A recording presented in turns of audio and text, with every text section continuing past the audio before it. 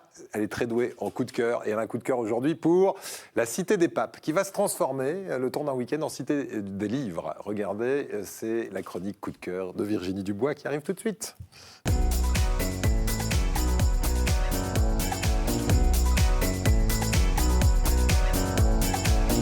Et c'est un salon tout neuf, ou presque dont Presque, c'est la deuxième édition. Ouais. Ouais. Première édition l'année dernière avec Patrick Poivre d'Arvor qui était le parrain de l'édition.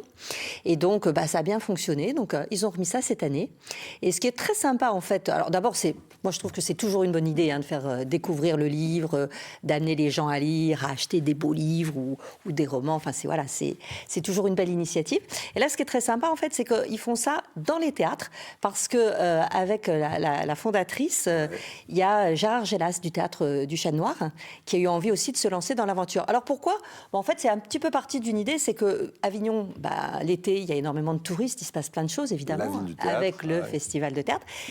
Et il n'y avait pas de festival du livre.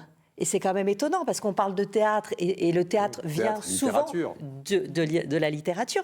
Et donc partant de là, ils se sont dit allez hop, on se lance et on fait ça. Donc le livre en fait, on va le trouver un peu partout dans les théâtres, je viens de le dire. On va le trouver aussi dans les musées, puisqu'il y a quelques musées qui vont s'ouvrir. On va le trouver au Palais des Papes.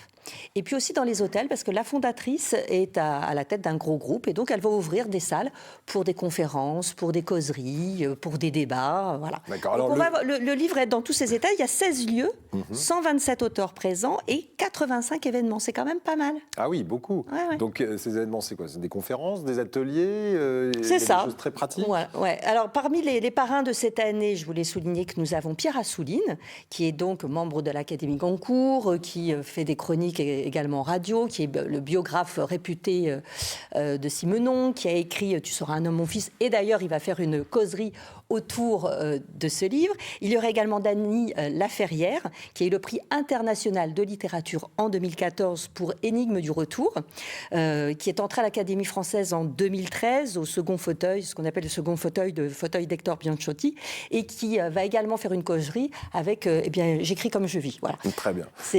Alors, des thématiques aussi, pas mal de thématiques.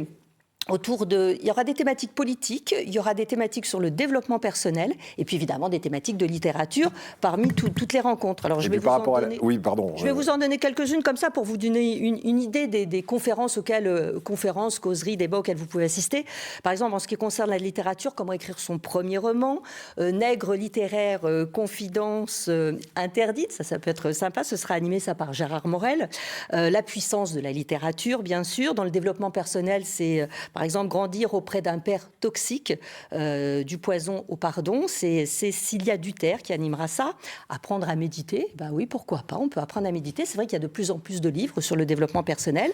Et ça, c'est dans toute la ville, c'est dans toute la ville, tous ces lieux dont vous avez parlé. Voilà. Et puis un petit peu de politique aussi, avec le populisme en question, élection et abstention du point de vue d'Avignon. Voilà. Ça, c'est une bonne chose. Alors, il y a une nouveauté par rapport à l'année dernière, parce qu'il va y avoir aussi une grande dictée, c'est ça ? Il y a une grande dictée pour démarrer le vendredi. Alors une dictée qui va être adressée en fait à 3 niveaux, on va dire, de personnes.